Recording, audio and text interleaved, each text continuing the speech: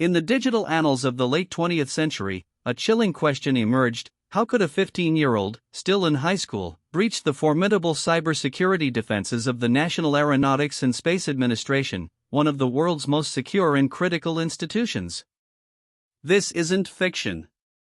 This is the true account of Jonathan James, a teenager from Florida, who in 1999 achieved what many considered impossible.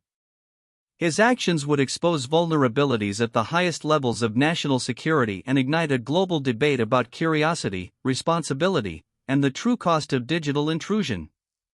We begin our investigation into how a kid shook the foundation of digital trust. The year 1999 was a different era for the internet. Broadband was a luxury, dial-up tones-filled homes, and the concept of widespread, sophisticated cybercrime was still nascent for many. For a generation coming of age with nascent internet access, the digital frontier felt like a new world to explore, unrestricted and full of unexplored territories. It was a landscape ripe for experimentation, for those with the technical acumen and insatiable curiosity to push boundaries. This environment fostered a new breed of digital explorers, some with pure intentions, others driven by the thrill of the challenge. At the heart of this unfolding story is Jonathan James, known online by his handle, C0mraid. From Pinecrest, Florida, James was reportedly self-taught, possessing an extraordinary aptitude for computers far beyond his years. While his peers were navigating high school hallways, James was navigating complex network infrastructures, driven by an almost compulsive need to understand how systems worked, and how they could be circumvented. Sources close to the investigation would later describe him as a prodigy, a digital native whose skills far outstripped conventional defenses of the time. James's foray into unauthorized digital exploration began not with high-profile government targets, but with a telecommunications giant, BellSouth. According to investigative reports, James broke into BellSouth's systems, demonstrating an early mastery of network vulnerabilities. The exact methods remain largely undisclosed due to the nature of the juvenile proceedings, but the outcome was clear: he successfully acquired proprietary software and, more critically, employee passwords. This initial breach served as a proving ground, sharpening his skills and perhaps emboldening his ambition for greater challenges. The success against BellSouth was followed by another target closer to home, the Miami-Dade school system. This incident demonstrated not just James's ability to infiltrate, but also to disrupt. According to official reports, his intrusion led to the shutdown of the entire school system's servers for a full week. Imagine the chaos: administrative functions halted, educational resources inaccessible, an entire district paralyzed by the actions of a single, curious teenager. This wasn't merely about accessing information, it was about demonstrating control, a power that amplified the underlying question: how could a kid wield such significant digital influence? These initial exploits, while significant, paled in comparison to what came next. James set his sights on an organization synonymous with cutting-edge technology and unparalleled security, NASA. The National Aeronautics and Space Administration, responsible for space exploration and national defense, represented the pinnacle of digital fortresses. To even consider breaching such a target spoke volumes about James's confidence, perhaps even his naivete regarding the potential repercussions. But for C0mraid, it was simply the next, most irresistible challenge, pushing the boundaries of what a lone individual could achieve. Details surrounding James's exact methodology for breaching NASA remain classified, but official statements indicate he exploited vulnerabilities within their network.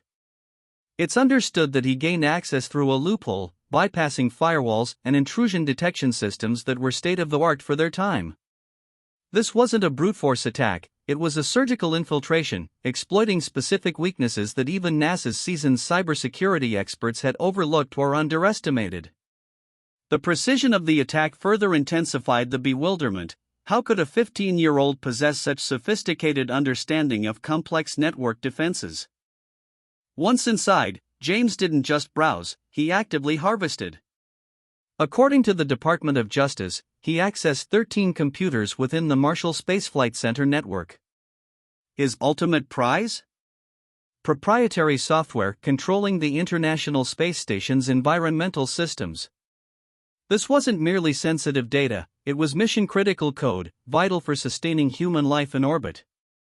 NASA officials would later confirm the software was valued at $1.7 million, representing immense intellectual property and developmental investment. The implications of this theft were staggering, and the question of motive became paramount. The breach had immediate and severe consequences.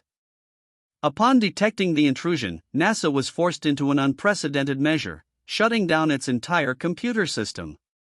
This wasn't a localized fix, it was a systemic halt. For 3 weeks, one of the world's leading scientific organizations was effectively offline, dedicated entirely to investigating the extent of the damage and repairing vulnerabilities. The cost in terms of operational delays, lost productivity, and the monumental effort required for system overhauls was immense. This unprecedented shutdown underlined the gravity of James's actions and the profound impact of a single, undetected intrusion. While NASA scrambled to recover, federal investigators launched an intensive manhunt.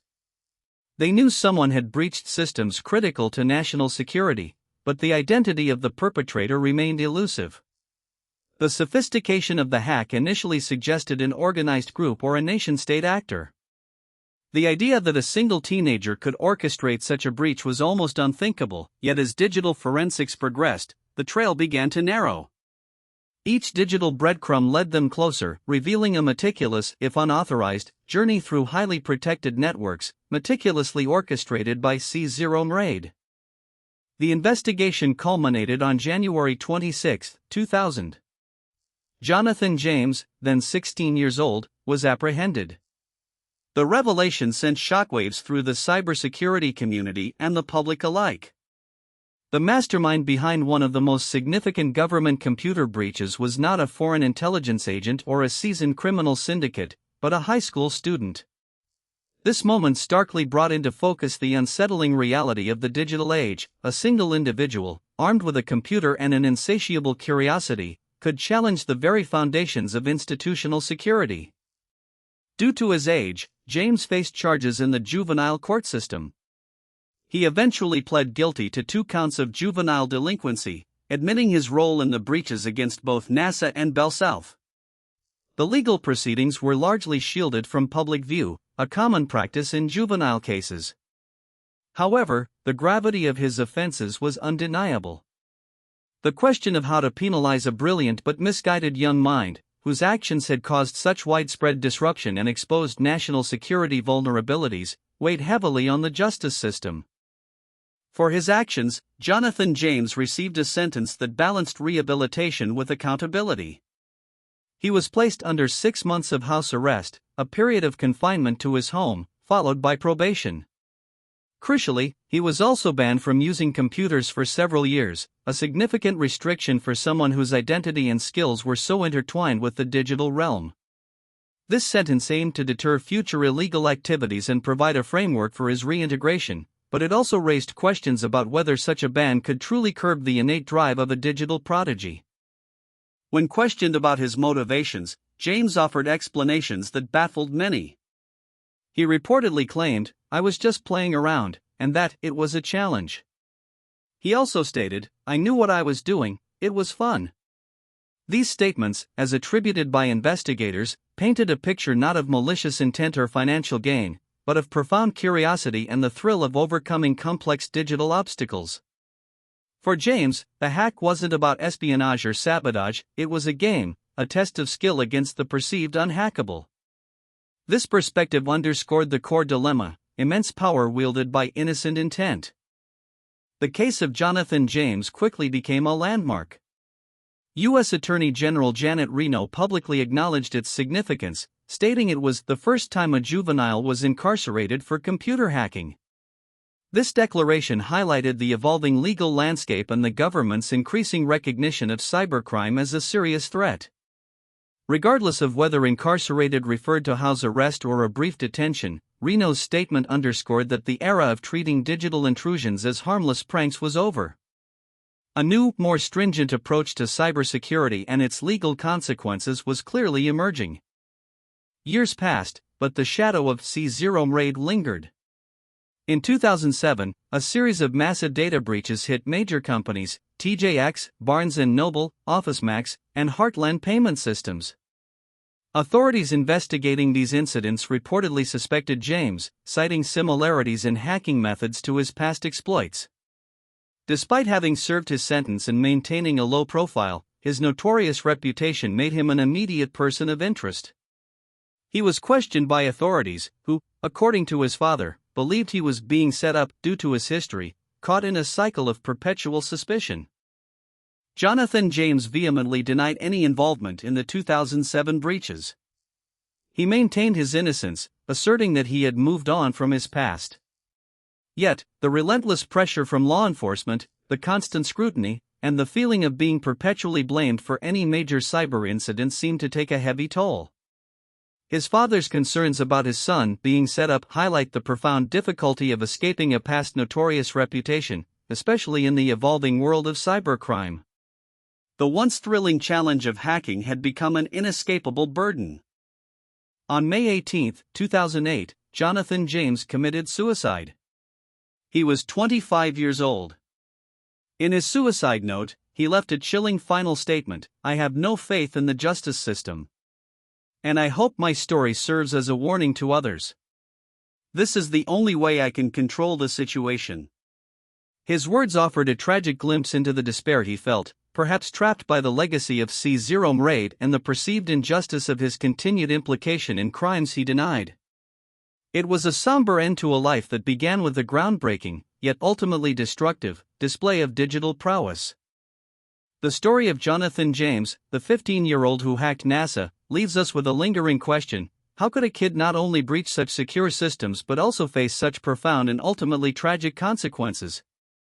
His case remains a stark reminder of the dual nature of technological talent, capable of innovation, yet also of immense disruption. It forced organizations like NASA to fundamentally rethink their security protocols and highlighted the critical need for ethical hacking education. James's story is a cautionary tale, echoing through the decades, about the immense power of digital curiosity and the heavy price of its unchecked pursuit.